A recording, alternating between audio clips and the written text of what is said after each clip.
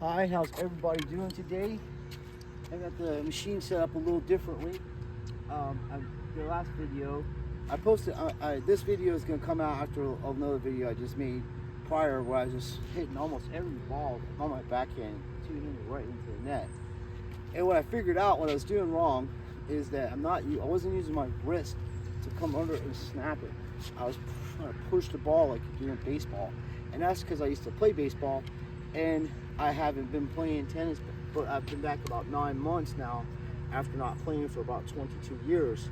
So I picked up a lot of bad habits that I can fix now, because it's kind of like I'm learning how to play tennis again. So I made a video showing you how to do a trick on wraps. So these are 4 3/8 grip, and I'm used to playing with a 4.5 handle. So I put a grip around it, and I showed you. I'll post a video on how to do a grip, a shortcut on it. It'll make your life easier. And what else? Yeah. So this racket is 10 ounces, and the other profiles I play with are like 13 ounces and over 370 grams. So it's a lighter racket. This is much lighter. So I'm hitting through the ball, and I got it strung about 50. So next time I get these rackets strung, I'll probably get them strung around 40, at 45, around that area. So let's see. I was hitting with this one earlier, so I'm going to hit with this one. It's the same, allegedly. The only rackets I've seen that really follow the charts, you can get is Yonex and those profiles. Now the profiles I play with aren't the 2.7s. They're the first ones that came out that were just graphite and wide body rackets. They're about a little bit thinner than thicker than, about the same size, maybe a little bit thicker, but this is a wide body also. So, but it's lighter and it's head heavy, and the profiles are heavy in the handle for serving and volleying, And some pros like the handle heavy. So it's all particular, like I'm like learning over again. So we're gonna see what we can do, and I think the ball should be like around here or something. So I'm gonna practice, stepping back. I'm gonna practice using my body to hit the ball correctly, and then as I get more into it, it'll make it harder and harder. So should be, like I said, lined up, and you're gonna turn, step into the ball. That's what you're trying to do. That, everybody does the steps like the beginning. Well, this fella might spit a ball out. We're not sure. I think guy of old age. Wait a minute. Okay, that's it. I think it's I hit just the button. You might have turned it off. Let's see. But I don't think it's going to bounce right past that service line. That's what I'm thinking. There it goes. You'll hear a beep, and then 5 seconds or what have you, you'll shoot a ball out. My bad, I had it turned off. See, there you go, and then you step into it, So I'm going to practice bringing my hand back and hitting it through it. Step back. That was a new way, but I got away with it. Turn the body through. That's how the people get big areas. That was a bad shot. You gotta come underneath the ball. Turn your body, And everybody has a different swing. Oh, that was off the frame, but I went right in. We're just practicing stepping into the ball, not catching it late like that. Bring my racket back. Now I use my left hand to guide the ball. Some of these balls are flat, and they've got a weird spin on them.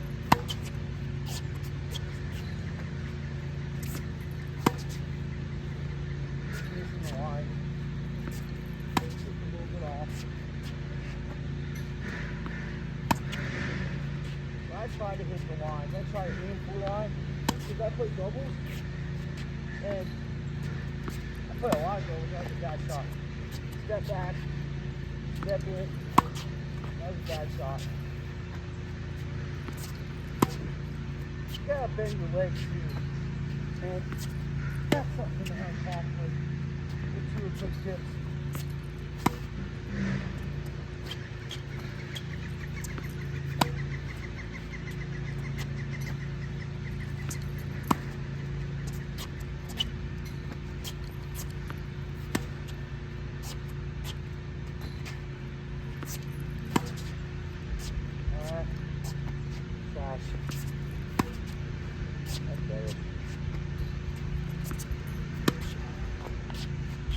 bad, that one.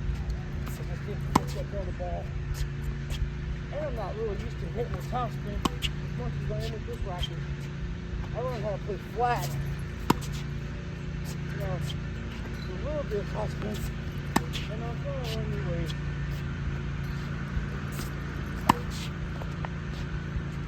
That's not good.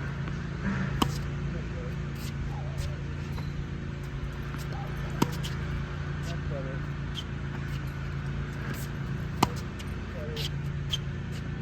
I'm going to go across court, try to hit the corner, that right corner. You got it in though. This one's going to do it, maybe. It's over. So, yeah. Over. Okay. Got back a little bit. Yourself some room. Look for doubles. That's better. And bring the racket up. That's what I want right there. See the difference between being in that racket? That's, you know, I missed that one. But I can feel that's more fluent. See with the profile, how you sort of swing. Because the racket's so powerful. And this racket, I'm able to bring it back and get through it. Although I gotta hit down the line more constantly. This one. And lifts up on a ball, as you can see. So these balls are coming in. If there was 5A players or high-level players, they just put the ball away. And this is where a lot of people have problems with these types of balls. So that's why I practice, especially in doubles. Come on. When the ball come up, stop. Slowly. Down. Slowly. Slowly.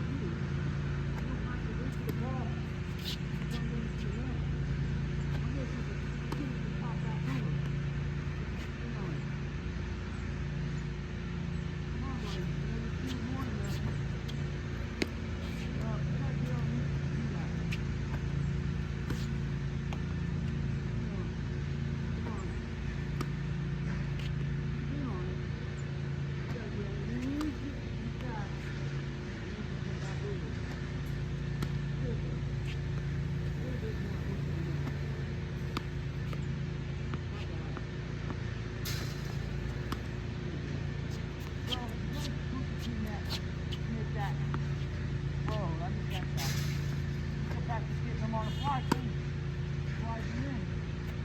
Ball comes in, you hit it, come in, you wait, you wait, you wait. I'll do that a lot.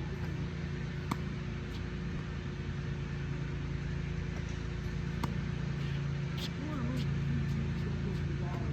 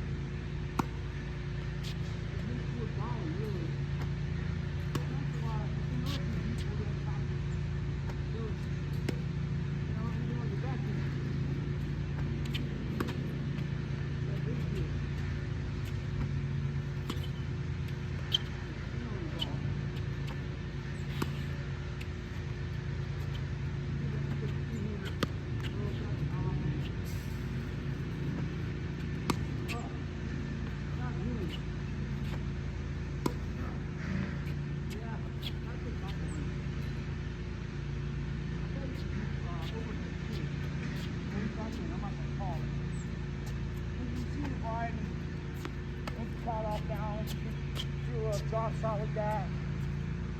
You can set up.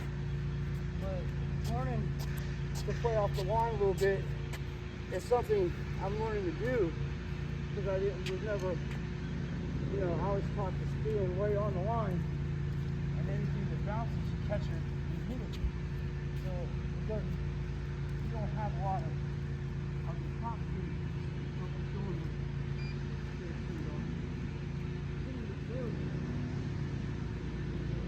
They got all these different, there's 3 different kinds of serves. And I think, you know, I see in my own eyes, and sometimes I'm, whoa, somebody's shooting off some shotguns. Oh, little 12 gauge action going on over there. Anyway, yeah, they're 3 basic. They say it's a flat, a slice, and a kick serve. But you can mess around with your serve and try to hit it in different places and make different spins on it. You know, get yourself a good second serve.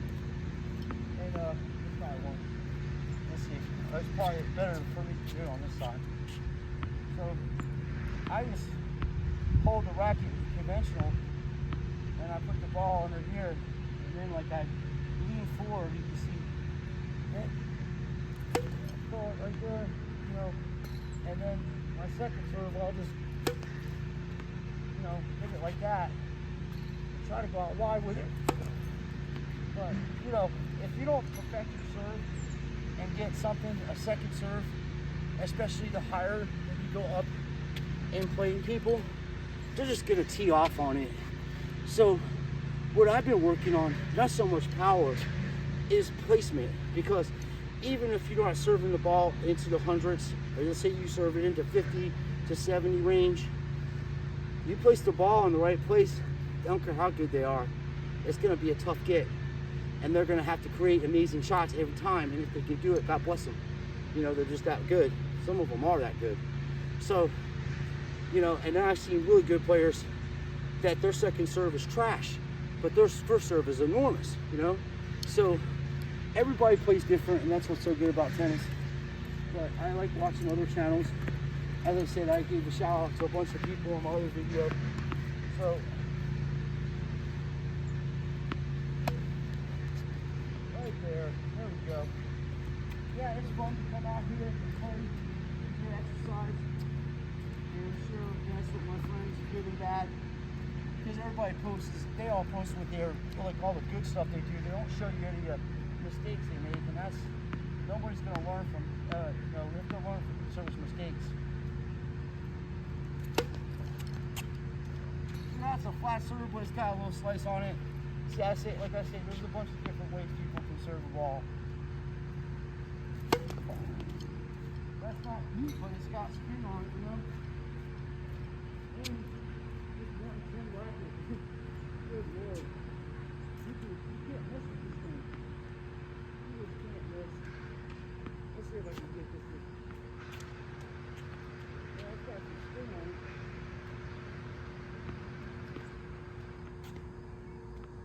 Yeah, it got a little spin on it. But the way this thing's set up now, it's kind of cool. I didn't know it was going to do that. And you can see, you can practice different things. Look, you could get the short ball, hit it, and come in, practice a volley like I was doing. And you know, these are the hardest ones in my opinion. Because if you got a ball back here, you got all day to set up for it, you know? And then you got some people that use a big old Western grip, and I think, where's see mine? I'm like an Eastern, semi-Western. And, you know, that is about as much topspin as I've hit in 25 years, honestly. It's kind of cool. I usually just bring the racket back, and it turns into a really flat shot, and I lag it, you know? But with this thing, like I say, it's lighter. You get used to that. And I haven't really put a lot into any serves yet. I haven't really tried to go at anything yet. I just been toying around, seeing about where I how to hit the ball correctly off this thing, because it's way bigger than my profiles. But I like these rackets; they're nice. It would be good for older people in their 70s, 60s, and stuff that are trying to play doubles. This thing is pretty amazing. It's light, it's very sturdy, and you can clobber a ball with this thing, no doubt about it. And if it was a conventional one, a lot of people would play with it, younger people, but it's a wide body, and you can miss it. You can miss hit a lot of balls off these things. It's easy to do it. That's why we're good practice. We're practicing until we get perfection. And then we're going to practice some more. I appreciate everybody watching. Thank you so much for your support. And you share the good with the bad. So this is video 2. And now I'm going to go ahead and move that machine over a little bit on the other side. Try to adjust the level on it. And then put it a little faster and see about volleying. I have the oscillator. And I'm just trying to get used to the spin on this ball before I get moving back and forth, because my footwork is shit right now. I can tell. I feel like I'm carrying lead in my feet. And I think, ladies and gentlemen, when Sean loses another 25 pounds, he can get moving a little bit better. And I'm talking in third party because I know that I can do this. And it's frustrating sometimes, but when I play the game against people and play doubles, I don't take it like as serious as I'm taking it now. So I don't want you guys, ladies and gentlemen, to think that I'm get upset when I lose or when I play games. I don't do that. I have fun. I laugh.